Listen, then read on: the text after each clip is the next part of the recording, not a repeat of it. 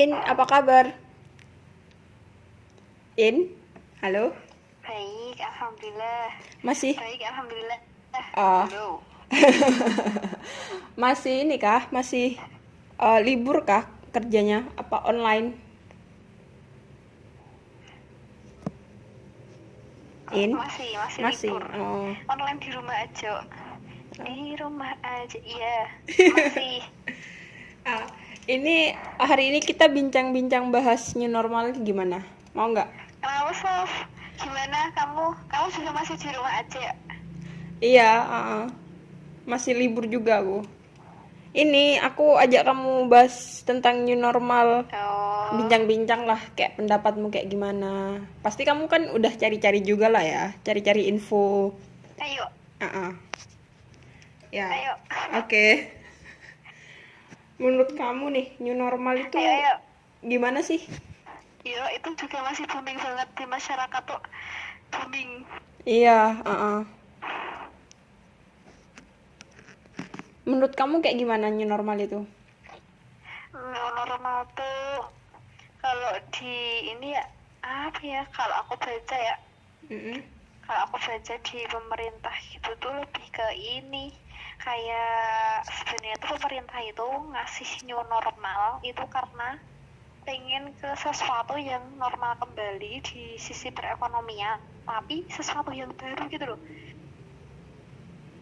Uh-uh. Barunya tuh karena itu, jadi kayak penambahan protokol kesehatan, pakai masker, cuci tangan, jaga jarak, kayak gitu aja sih. Tapi intinya tuh kayak pengen itu normal kembali seperti sebelum pandemi gitu loh. Tapi pengennya normalnya itu sesuatu yang baru gitu loh. Pengennya pemerintah kayak gitu. Tapi kalau di masyarakat kan ya, kalau di tempatku ya gini-gini aja menurutku gitu loh. Kalau di punya gimana? Iya sih, tapi ya kalau aku sih, kalau menurutku nih, ya belum, masih tahap mau masuk new normal sih. Soalnya kan masih banyak yang libur kan. Kalau dari yang kutangkep sih, new normal itu kayak ini kan, apa?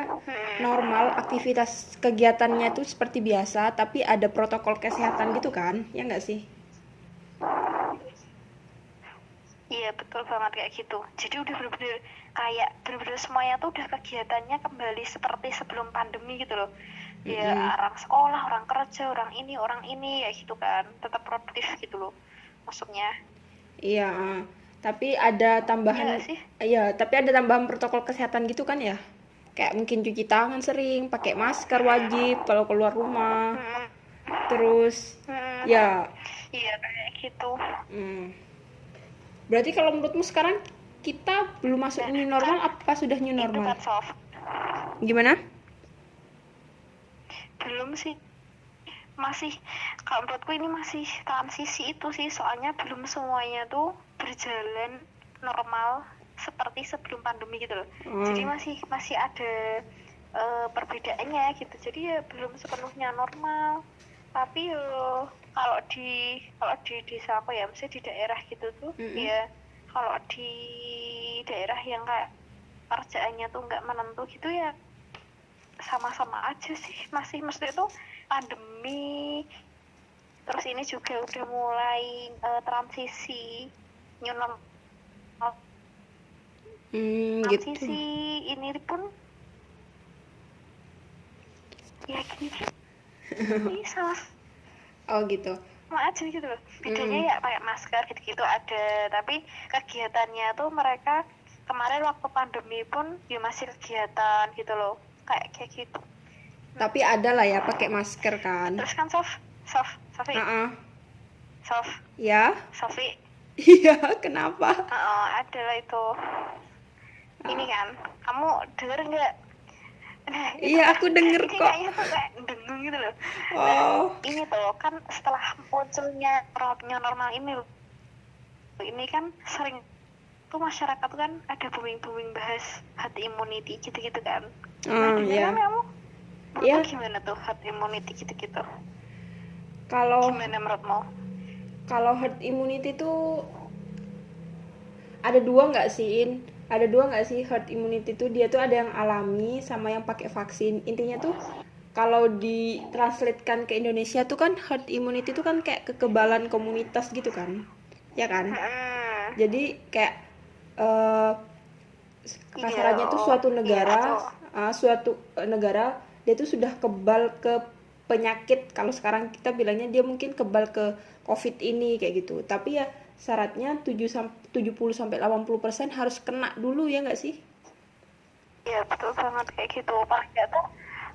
Paling nggak tuh ya kalau yang tak tahu tuh jadi kan kebanyakan masyarakat tuh kan taunya new normal tuh ya sama dengan herd immunity alami gitu ya. Mm, Padahal kan itu kan beda jauh gitu loh. Maksudnya tuh kalau yang herd immunity alami kan syaratnya 70 sampai 80% masyarakat tuh udah terkena. mm, Kalau yang herd immunity aja jadi kayak buatan dari vaksin itu paling nggak tuh 50%, jadi setengahnya gitu. Jadi maksudnya kan kalau herd immunity itu emang dipakai kan untuk ini, maksudnya tuh untuk membatasi persebaran penyakit di suatu sosial masyarakat gitu loh. Jadi itu digunain tuh untuk kayak memberikan pagar gitu loh. Misalkan harusnya satu orang nularin ke dua, ini tuh bisa nularin ke satu orang aja dan bisa menyelamatkan dua orang lainnya gitu-gitu loh. Maksudnya tuh mm. kayak bikin pagar gitu loh, Iya ya. biar virusnya nggak nyebar secara sosial kayak gitu. Ah, Kayak gitu sih. kalau aku Tapi di tuh masyarakat kan kayak ya inilah jadi kayak simpang siur gitu loh beritanya. iya iya. Aku tuh sempat mikir emang herd immunity tuh sama kayak ini, kayak apa kayak new normal, tapi setelah tak pikir-pikir lagi, tak cek-cek sambil nyari-nyari gitu, ya beda emang. Herd immunity itu ya kondisi yang dimana tuh orang itu kebal, terutama kalau sekarang kan COVID itu. Kalau yang karena kita belum dapat vaksinnya kan otomatis yang bisa alami. Tapi kan kalau alami itu kan harus kena banget tuh. Gimana ya? Untuk terjadi herd immunity tuh eh, orang itu harus terpapar dulu kena gitu. Sedangkan kalau terpapar itu beresiko Iya, banyak yang sakit kan. Aku tuh iya resikonya tuh tinggi emang.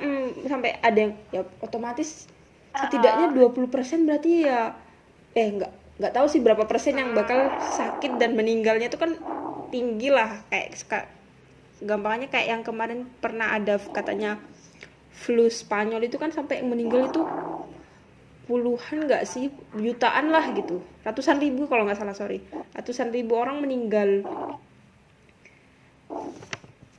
Menurutmu Indonesia tuh ngelakuin herd immunity nggak sih? Sampai banyak banget. Emang itu sih, tapi yuk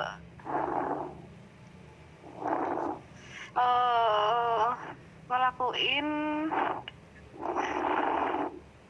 Indonesia tuh kayak ya itu ya kayak sebenarnya kan gini, sebenarnya kayaknya melakukan sih karena gini syarat, kamu pernah baca nggak syarat negara itu boleh kayak new normal kan dari ikatan, juga ikatan itu dari dunia kan, nggak cuma Indonesia gitu loh.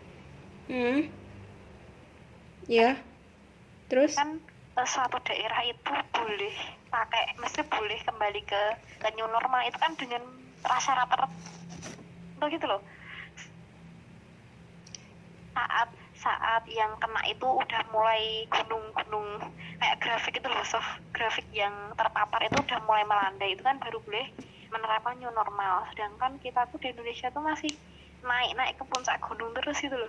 Jadi itu ini belum melandai, tapi kenapa udah diterapkan new normal meskipun di beberapa daerah juga belum ya, kan itu kan tergantung kebijakan daerah masing-masing kayak gitu. Tapi ya kalau dilihat dari situnya mungkin juga mulai sedikit menerapkan itu ya apa herd immunity itu kayak gitu. Tapi juga ngeliat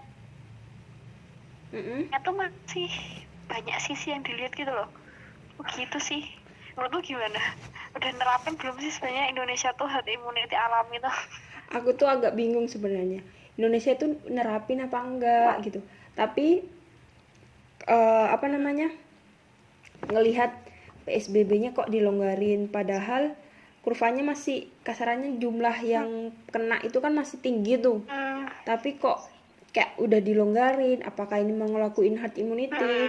Tapi kan aku cek-cek lagi, ternyata kalau dari pernyataannya apa sih gugus apa sih namanya tuh, gugus, aku lupa. Gugus tugas COVID. Ya gugus tugas COVID itu mereka bilang sih nggak menerapkan herd immunity. Indonesia itu tidak menerapkan herd immunity karena kalau herd immunity itu kan tanpa ini loh, tanpa tanpa ada protokol kesehatan, jadi emang dibiarkan terpapar. Sedangkan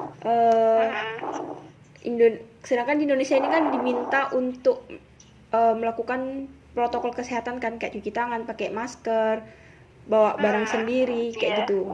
Tapi emang dilewarin, jadi sebenarnya tuh agak ambigu sih, maksudnya herd immunity bukan, ada protokol tapi juga ini dilewarin. Terus kayak kita lihat kenyataannya kan kayak banyak yang tahu lah ya, yang tidak taat kayak gitu. Jadi tuh Iya. kayak setengah herd immunity, setengah tidak, aku nggak jelas juga sih di situ. Makanya Iya, masih kayak iya enggak gitu loh. iya. Apa namanya? Menurutmu nih, ya di tengah yang nggak jelas kayak gini, iya enggak, terus kasusnya Indonesia tambah tinggi kan, masih ya, maksudnya bukan tambah tinggi lah ya, bisa dikatakan tambah tinggi, sehari 1.000 lebih yang Iya, kena. meskipun kebijakannya per daerah juga gitu. Beda-beda. Iya, tambah tinggi. 1.000 lebih ini loh. 1.200, 1.300. Iya. Nah, menurutmu nih, apa sih yang Pasti harus, rata-rata tuh perharinya udah 1.000-an gitu loh. iya, menurutmu apa yang harus kita siapkan sih untuk mau apa ya, di masa transisi mau masuk new normal, bener-bener new normal ini? Kalau dari kamu sendiri yang kamu siapin apa? Kalau aku sendiri ya itu sih tetap ini ya. Yang paling penting kan yang paling penting kan protokol kesehatannya itu kan soft. Jadi itu tetap menerapkan protokol kesehatan, pakai masker, meskipun ke masjid juga pakai masker. Terus bawa alat-alat pribadi itu, halo, masuk nggak soft? Masuk. Soft? Iya. Sofi, masuk nggak? Iya, Iin. Jadi itu pakai ini ya, tetap misalkan kita keluar rumah pun, misalkan kita kan dulu kan kan dulu kan kita pakainya ini ya kayak alat-alat umum gitu kan di luar kan, kayak misalkan kalau sebagai orang Islam kan ya mau kena kayak gitu kan seringnya pakai umum, tapi ini lebih ya udah kalau keluar tuh kalau bisa tuh pakai alat-alat pribadi sendiri gitu, pakai botol minum sendiri, apa sendiri pribadi, alat-alat pribadi itu kan minimalisir kita kontak juga dengan yang lainnya. Di luar jangan lupa jaga jarak juga, sering cuci tangan, jaga kebersihan juga, nggak asal misalkan di luar kita habis megang meja, kayak langsung megang-megang ke ucap-ucap mata, megang-megang hidung gitu, itu udah dimulai dihilangkan kebiasaan-kebiasaan kayak gitu. Terus ya itu sih, kalau kamu gimana? Perbedaan yang akan kamu lakukan sebelum dan setelah pandemi itu gimana? Hampir sama sih kayak kamu juga. Ini apa namanya ya, pakai masker, sering cuci tangan, jauhi ini apa namanya, nyentuh bagian muka. Terus kalau bersin atau batuk ya jangan pakai tangan tapi pakai sudut siku ini loh, atau pakai tisu. Terus ya jaga jarak pasti. Sama yang ya kalau sakit usahakan juga ya jangan apa namanya, jangan keluar, jangan malah batuk-batuk, biasa aja nih gitu, nggak kira gitu. Mending istirahat dulu sampai imunnya bagus kayak gitu. Tetap harus di rumah dulu. Baru keluar rumah ya. Iya, soalnya kan itu sih. Soalnya kan ini kalau dipikir-pikir ini karena nunggu vaksinnya lama dan herd immunity nggak mungkin dilakuin penuh secara, yang herd immunity alam itu nggak mungkin dilakukan secara penuh, dibiarkan orang berinteraksi sampai kena terus dibiarkan sembuh gitu. Kayak nggak mungkin kita mau pakai hukum rimba apa yang kuat yang bertahan kan, itu kan terlalu kejam rasanya. Apalagi Indonesia jumlahnya puluhan ratusan juta, 270 juta, otomatis kan korban jiwanya bisa jutaan nanti yang kena kalau dilakuin herd immunity. Jadi ya mungkin iya, soalnya kalau new normal pun gak diterapin tuh ya banyak sisi yang bakalan hancur gitu loh. Yang paling kelihatan yang ekonomi jelas, pendidikan lama juga lama-lama hancur kalau lama-lama dibiarin kayak gini terus gitu. Jadi ya kayaknya ya tetap bagus dilakukan new normal sih, Iya sih, mau nggak mau tetap harus new normal kan dengan setelah protokol ini. yang sesuai gitu. Gitu sih menurutku. Mungkin Indonesia kalau kita menebak mungkin strateginya itu memperlambat penyebaran karena kayak jangan sampai terjadi peningkatan jumlah yang kayak pas apa tenaga kesehatannya tuh nggak mampu nanti ininya apa namanya menanganinya, jadi dibuat perlahan dengan ya ini new normalnya ini harus dilakukan protokol kesehatan yang Iya, ketat kayak gitu ya. perlahan. Jadi Pelan-pelan. mm-mm. Iya betul banget. Soalnya kita lihat grafik Indonesia tuh juga pelan-pelan banget ya naiknya tuh, nggak kayak misalkan luar tuh bener-bener seret langsung naik ke puncak langsung turun. Kalau Indonesia tuh bener-bener naiknya tuh kayak dikit dikit dikit gitu loh. Makanya kita waktunya tuh ini termasuk lama kan Indonesia tuh kenanya, nggak kayak yang di luar tuh bener-bener sebulan langsung naik turun. Kalau Indonesia tuh ini Iya sih. berapa bulan ini masih naik, masih tuh pelan-pelan itu loh kayak Ya, ya, soalnya juga kan sistem kesehatannya masih belum sebagus yang negara-negara ya negara di tek-tek gitu loh. mm-mm. Kayaknya ya salah satunya itu sih sebenarnya ya, sukses sih pemerintah. Iya, iyalah kita kan masih kayak gini. Kayak gitu sih. Kalau aku simpulin nih dari omongan kita ini ya Indonesia ini ya kayaknya ngelakuin new normal dengan menerapkan protokol kesehatan kayak cuci tangan, jaga jarak, kalau sakit jangan keluar dulu. Terus yang orang-orang yang beresiko nih, emang kita tahu, maksudnya COVID ini emang penyakitnya masih belum jelas kan, karena ini penyakit baru. Tapi kan untuk orang-orang yang lebih beresiko, kayak orang usia 60 tahun ke atas atau 55 tahun ke atas dan anak-anak itu sama ibu hamil ya lebih ekstra hati-hati lagi kalau misalnya mau keluar rumah dibandingkan mereka yang memiliki imunitas lebih bagus sama kayak kita lah, kayak usia-usia kayak kita ini kan bisa dibilang imunitasnya bagus gitu. Jadi untuk orang-orang yang lebih beresiko itu lebih baik untuk meningkatkan apa ya super Iya. ditingkatkan apa ya protokol kesehatannya itu kayak gitu sih. Lebih ekstra hati-hati gitu. Iya betul banget. Iya sih. Oke In, kayaknya cukup lah ya kita ngobrol-ngobrolnya tentang new normal kali ini. Ada yang mau kamu omongin lagi nggak? Cukup? Iya, nanti kapan-kapan. Ya udah, itu sih kayaknya. Nantilah kapan-kapan kita ngobrol-ngobrol lagi ya dengan tema yang lain. Oke. Iya, udah.